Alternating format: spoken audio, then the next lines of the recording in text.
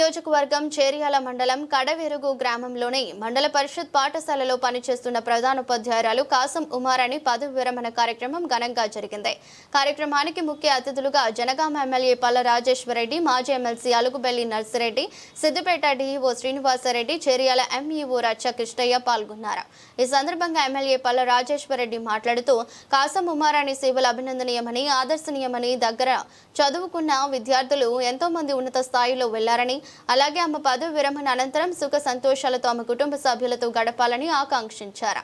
మాజీ ఎమ్మెల్సీ నర్సిరెడ్డి మాట్లాడుతూ కాసం ఉమారాణి లింగాపూర్ నర్సాపూర్ గ్రామ ప్రాథమిక పాఠశాలలో ఉపాధ్యాయ వృత్తిలో ఉద్యోగ ప్రస్థానం ప్రారంభమై కడవెరుగు ప్రాథమిక పాఠశాలలో ఉద్యోగ విరమణ అవుతూ 42 సంవత్సరాల పాటు అంకిత భావం, కర్తవ్య దీక్షలు, పెరగని ఆత్మవిశ్వాసంతో ఉపాధ్యాయ సేవలు అందించి ఎంతో మంది విద్యార్థుల ఉజ్వల భవిష్యత్తుకు బాటలు వేశారని అన్నారు.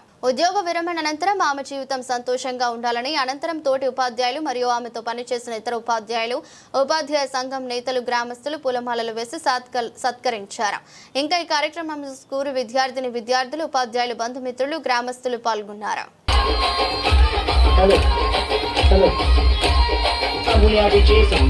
దయచేసి ఎవరు కూడా సన్మానం చేస్తామని ముందుకు రాకండి. మీ సీట్లలో మీరే కూర్చోండి. రిజిస్ట్రేషన్ ప్రకారం ఒక్కొక్కరిని పిలుస్తాం. ఒక్కరికి హాఫ్ మినిట్ కంటే ఎక్కువ పట్టదు. కానీ మేడం గారి సందేశం అయిన తర్వాతనే దయచేసి మాతో సహకరించి ఈ కార్యక్రమాన్ని మరింత దిగ్విజయం చేయాలి. మీ సమన్వయం, మీ సహకారం, మీ సమభావన, మీ సమయస్ఫూర్తి.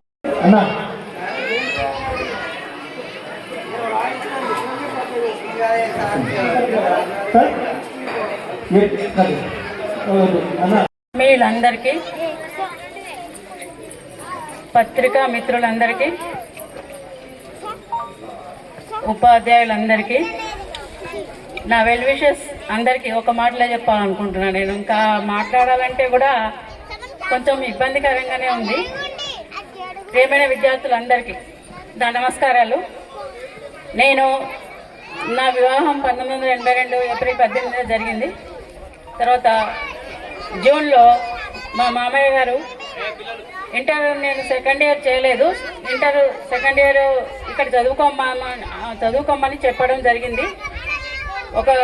మా మామయ్య స్నేహితుడు కుంటి రాజరెడ్డి గారు మా ఇంటికి రావడం జరిగింది. మా మామయ్య అతనికి పరిచయం చేసిన క్రమంలో ఏం చదువుకుంది అమ్మాయి అంటే ఇంటర్ ఫస్ట్ ఇయర్ అయిపోయింది, సెకండ్ ఇయర్ డిస్కంటిన్యూ చేసిందని చెప్పడం జరిగింది. ఆయన గారు రాజరెడ్డి గారు, అమ్మాయి చదివినప్పుడు మరి ఆయనతో కంటిన్యూ చేయండి, ఎందుకు ఆపేస్తున్నారు అని చెప్పి తర్వాత ఎల్లబెల్లెచ్చం చుంచనకోటలో ఉన్నప్పుడు 2012లో రావడం జరిగింది.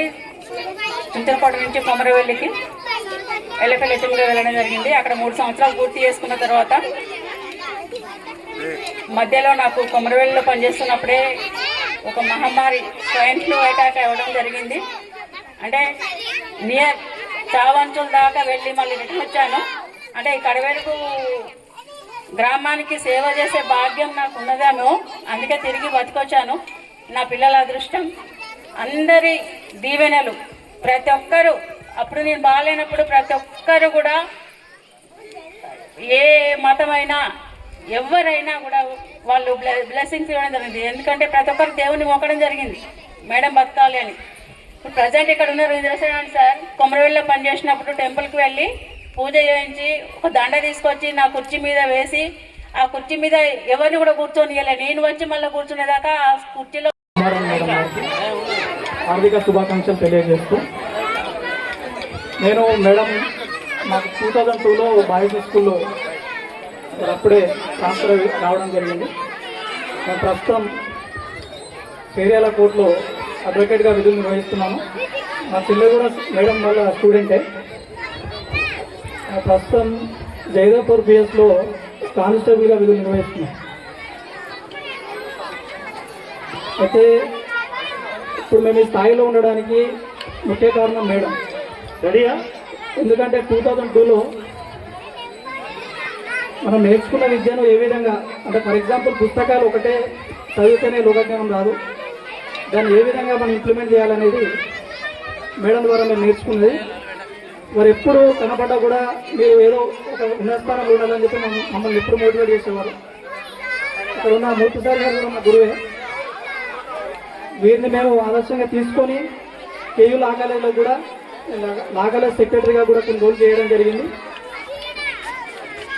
వారు జీవితంలో సుఖ సంతోషాలతో ఉండాలని చెప్పి కోరుకుంటూ ముగిస్తున్నాను. Thank you. మరి అది ఎక్కడ లభిస్తుంది?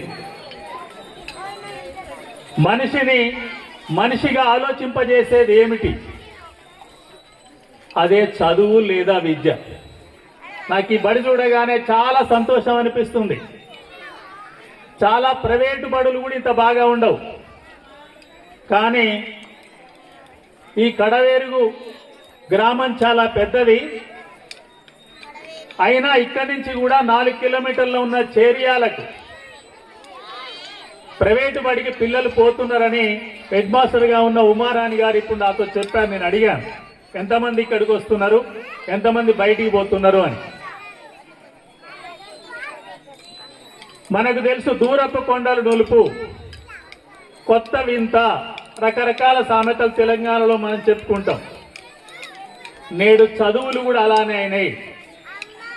ఈ చదువులని సంస్కరించబోతే, బాగు చేసుకోకపోతే జరుగుతున్నటువంటి పదవి విరమణ మహోత్సవానికి, కాసం ఉమారాణి గారి పదవి విరమణ మహోత్సవానికి విచ్చేసినటువంటి అశేష జనానికి మా యొక్క కృతజ్ఞతలు.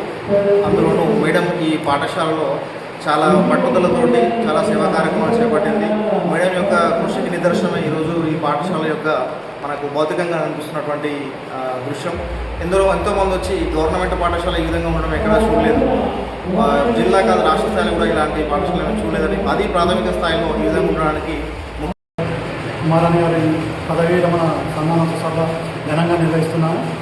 దీనికి ఆమె పనితీరుకు నిదర్శనంగానే ఈరోజు వచ్చినటువంటి బంధువర్గం కావచ్చు, గ్రామస్తులు, అదేవిధంగా ఉపాధ్యాయుల లోకం కూడా వివిధ ప్రాంతాల నుంచి వచ్చి మేడం గారిని బాగా సన్మానం చేసి మేడం గారి యొక్క ఉద్యోగం నిర్వర్తించినటువంటి విధానాన్ని పొగుడుతూ ఉండడం ఒక గొప్ప శుభసూచకం.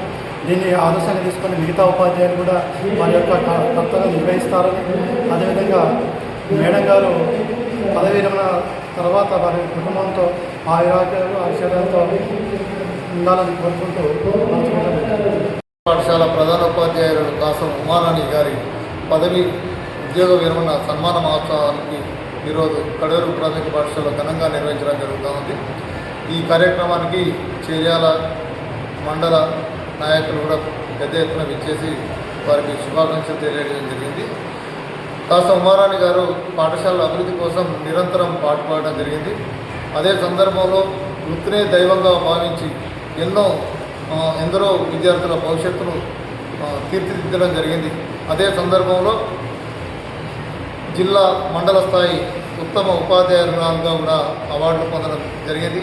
ఈ సందర్భంగా ఉమారాణి గారి ఉద్యోగానంతర జీవితం బాగుండాలని కోరుకుంటూ కృతజ్ఞతలు.